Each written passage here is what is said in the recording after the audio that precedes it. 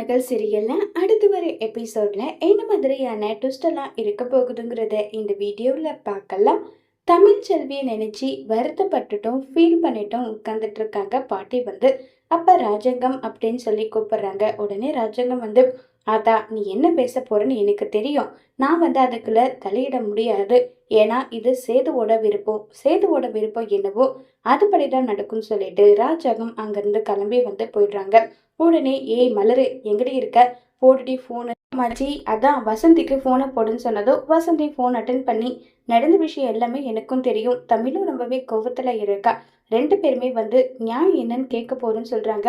வாங்கடி வந்து இந்த நிச்சயதார்த்த நிறுத்துங்கடின்னு சொல்லி பாட்டி பேசிட்டு இருக்கிறத தூரத்துல இருந்து கேட்டுறாங்க ஈஸ்வரி. என்னது தமிழ் செல்வி இந்த நிச்சயதார்த்த நிறுத்தறலாம், பார்க்கலாம் அதையும் பார்க்கலான்னு சொல்லிட்டு ஈஸ்வரி எல்லாருமே கோவிலுக்கு கிளம்பி போயிட்டு இருக்காங்க. இப்ப நிச்சயதார்த்த ஏற்பாடு எல்லாமே ரொம்ப மும்மரமா நடந்துட்டு இருக்கு.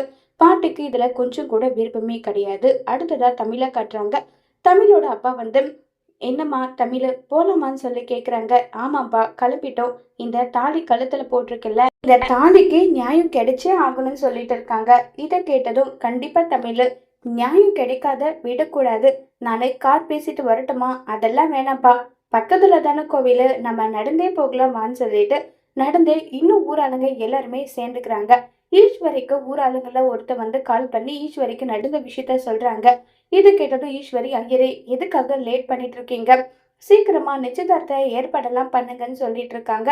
நிச்சயதார்த்த ஏற்பாடும் நல்லா நடந்துட்டு இருக்கும் போதே நிறுத்துங்கன்னு சொல்லிட்டு தமிழ் செல்வியோட குரல் கேக்குது. உடனே ஈஸ்வரி ஷாக் ஆயிட்டு, என்னடி எதுக்காக இங்க வந்து நல்ல விஷயம் நடக்கிற இடத்துல தடுத்து நிறுத்திட்டு இருக்கேன்னு சொல்லி கேக்குறாங்க. என்னமோ தெரியல, திடீர்னு கழுத்து ஒரு மாதிரி பாரமா இருந்ததா, அந்த பாரத்தை இறக்கி வச்சுட்டு போலாம் தான் வந்திருக்கேன்னு சொல்லிட்டு சேது கிட்ட சொல்றாங்க. இங்க பாருங்க, அவரு யாருன்னா கல்யாணம் பண்ணிக்கிட்டோம், ஒரு கல்யாணம் இல்ல 4 கல்யாணம் 5 கல்யாணம் கூட பண்ணிக்கிட்டோம், புள்ள பெத்துக்கிட்டோம், என்னன்னா பண்ணிக்கிட்டோம், அதுக்கு எனக்கும் எந்த சம்பந்தமும் கிடையாது. நான் வந்து என்னுடைய தாலி பந்தத்தை முறிச்சுட்டு போலான்னு தான் வந்திருக்கேன். எல்லாரும் சேர்ந்து எனக்கு இந்த விடுதலையை கொடுத்துருங்கன்னு சொல்லிட்டு தமிழ் கேக்குறாங்க. இதை யாருமே எதிர்பார்க்கல. நம்ம தமிழ் வந்து சேதுவுக்கு கல்யாணம் நடக்க கூடாது, நான் உயிரோடு இருக்கும்போது ஏன் கல்யாணம் நடக்கணும், இதை பத்தி தான் கேட்கறதுக்கு வரதா இருந்தாங்க. ஆனா தமிழோட ரியாக்ஷனை கேட்டு எல்லாருக்குமே இது ரொம்பவே ஷாக்கிங்கா இருக்கு. உடனே நம்ம சேதுவும் பயங்கரமா வருத்தப்படுறாங்க.